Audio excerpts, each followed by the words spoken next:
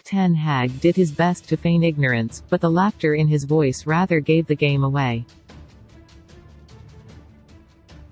So why couldn't he convince Frenkie de Jong to sign for Manchester United last summer? I don't know that we wanted him, replied ten Hag with a little chuckle. What he said next revealed exactly why ten Hag and United wanted him, and why it's quite possible that they could have another go at signing de Jong this summer. Frenkie is an incredible player, said ten Hag. He would strengthen every club in the world because he has a unique quality.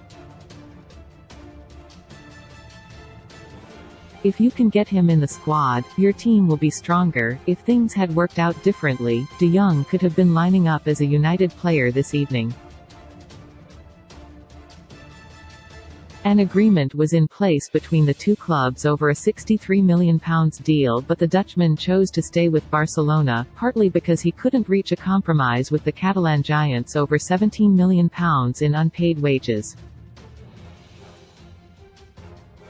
Frenkie de Jong has received extremely high praise from Man United manager ahead of Barcelona's Europa League clash with the Red Devils on Thursday. Ten Hag wanted de Jong to join him in Manchester over the summer, but the Dutch midfielder decided to stay at the La Liga club, so Ten Hag and de Jong will be on opposite sides at the Nou Camp, where the United manager will have to find a way of blunting a player who prospered under him at Ajax.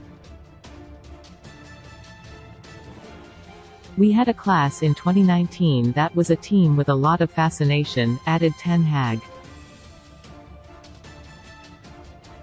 In Spain, Frenkie became even better. He's a fantastic player. He plays out from the back, he always has time, and it was a pleasure to work with him.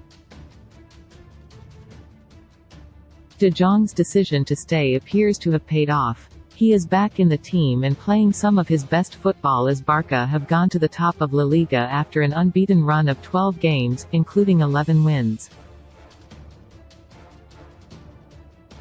United's form is not too shabby, either. Ten Hag's side have suffered just one defeat in 17 matches in all competitions, including 14 wins.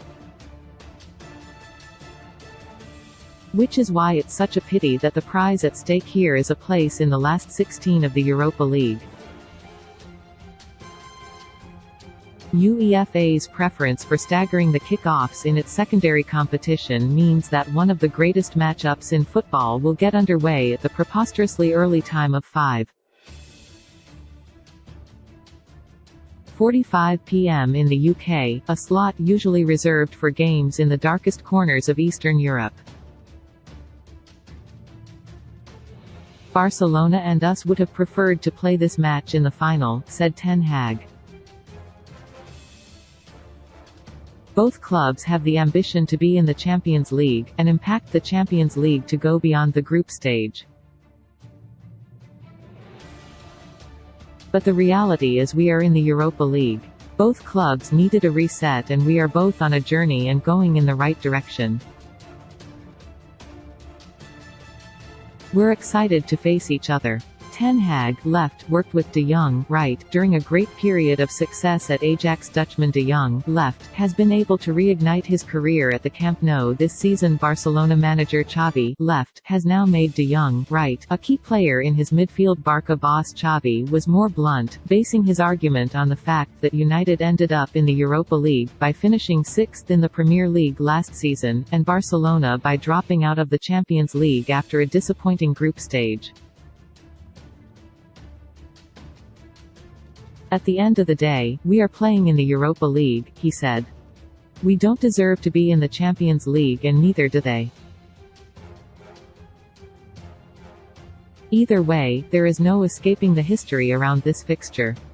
Xavi, of course, was a key figure in the Barca team who beat United in the Champions League finals of 2009 and 2011. United overcame the Catalans in the semi-finals en route to lifting the trophy in 2008. They have never beaten Barcelona at the Nou Camp before, but it will always have a place in club legend as the scene of their 1999 Champions League fairy tale against Bayern Munich. United in the end secured the signing of Casemiro, middle, from Real Madrid but could return to try and land De Jong in the summer. 25-year-old De Jong was described by United boss Ten Hag as an incredible player. United arrived here without Lisandro Martinez and Marcel Sabitzer, who are suspended, and Antony, Scott McTominay and Anthony Martial, who are injured. At least Casemiro's domestic ban doesn't count in Europe. I think it's been quite obvious to see how important he is to the team when he's not been playing, said Luke Shaw. He loves to win the ball back and tackle. We always say to him that he likes to give the ball away so he can go and win it back. 3 key clashes: Frenkie de Jong v Casemiro. Casemiro signed for United in the summer and de Jong didn't. It promises to be a fascinating duel between the two men as the Brazilian returns from a domestic ban to continue his fine start to life in Manchester.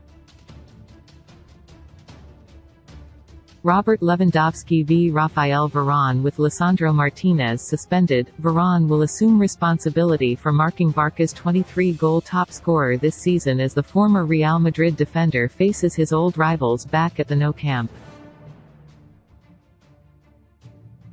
Jules Koundé v Marcus Rashford. Barca boss Xavi has identified Rashford as United's main threat on the back of a scoring streak that has brought 13 goals in 15 games.